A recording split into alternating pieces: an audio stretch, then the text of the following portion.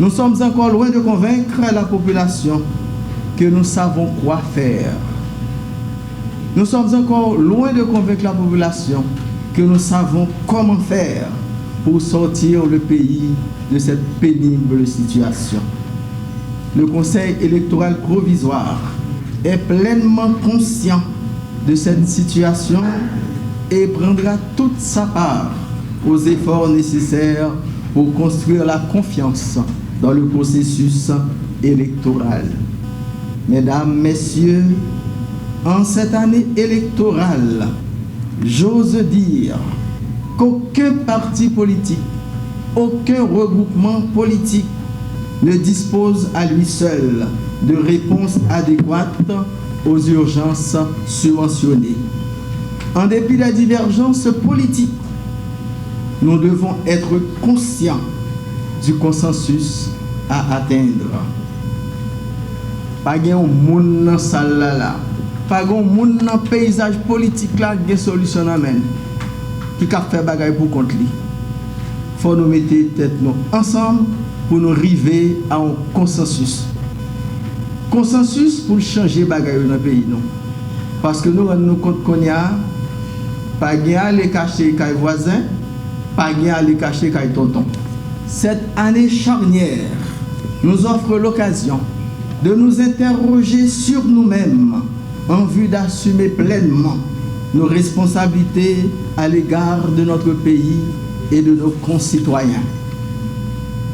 Il n'est pas d'autre moyen qu'un dialogue franc et constructif entre le CEP et toutes les parties prenantes pour poser les vrais problèmes liés à l'organisation des opérations électorales en vue de prendre des décisions justes et équilibrées. C'est dans ce contexte que nous avons eu hier un échange de vues constructif et empreinte de respect avec des acteurs de la société civile. Aujourd'hui, nous souhaitons initier avec vous, dirigeants ou représentants de partis ou regroupements politiques, un dialogue franc sur les questions essentielles à la crédibilité du processus électoral et référendaire. Vos éclairages permettront à tous et à tous nos concitoyens de mieux appréhender les enjeux sociaux et politiques du processus électoral. Aussi, aideront-ils le Conseil électoral provisoire à prendre des mesures justes et cohérentes avec les faits et réalités de notre pays. Mesdames, Messieurs, la Constitution de 1987, amendée le 9 mai 2011, prévoit au titre des institutions indépendantes un conseil électoral permanent, chargé d'organiser en toute indépendance toutes les opérations électorales sur tout le territoire de la République jusqu'à la publication, la proclamation des résultats du scrutin. Mais hélas, il n'a pas encore été possible de créer cette institution. Nous sommes encore dans le provisoire qui conduit à la méfiance et au scepticisme. Le cadre juridique et institutionnel des opérations électorales est encore provisoire. C'est dans ce contexte fragile que nous, membres du Conseil électoral provisoire, avons accepté de prendre nos responsabilités.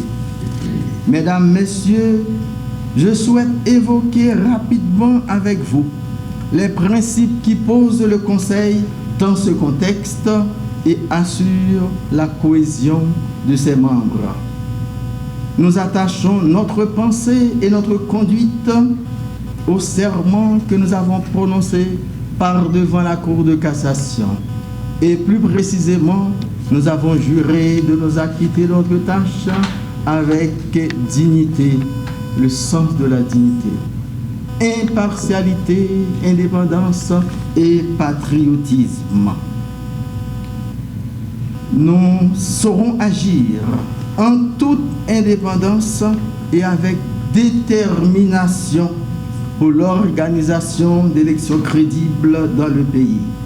Nous remplirons notre mandat avec beaucoup d'humilité et en toute collaboration avec toutes les instances de l'État concernées par la question électorale, en particulier avec la présidence et le bureau du Premier ministre. Mesdames, Messieurs, à ce stade de nos travaux, il est important que les rôles soient clairement définis. Le Conseil électoral provisoire a un double mandat. Organiser le référendum constitutionnel dans un premier temps et tenir les élections générales devant aboutir au choix des autorités légitimes du pays. Nous voulons clairement indiquer ce qui est de la compétence du CEP et ce qui relève d'autres entités de la transition. Il n'est pas de notre ressort de garantir la sécurité pour l'organisation ni du référendum ni des élections. Cette tâche incombe plutôt aux autorités de l'exécutif. C'est même une condition préalable aux deux processus. Le Conseil électoral provisoire n'a pas à produire un nouveau texte constitutionnel en ce qui a trait au référendum. Il n'est pas dans ses attributions de produire de révision constitutionnelle.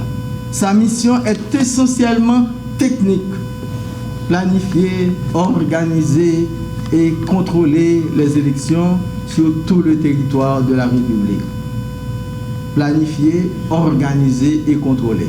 Qu'il s'agisse du référendum, qu'il s'agisse des élections générales.